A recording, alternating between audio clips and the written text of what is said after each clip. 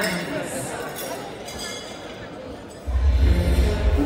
nagsalita ni Pangulo Rodrigo Duterte bago naglingkod sa Reporter of Foreign Affairs. Ngayong halalan, susubukang tanganan ang pinakamataas sa posisyon sa pamahalaan para paglingkuran ang taong bayan. Plano talaga natin na gawin talagang mega industry ang agrikultura. Lahat yung bottom line sa not just revenues but also our people. Para sa lipunan, gobyernong nararamdaman at matatag na bayan. Yan ang sandigan ng kanyang magiging pamahalaan.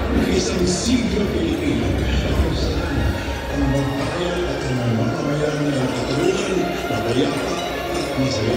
A nation worthy of Filipinos and Filipinos worthy of the Philippines.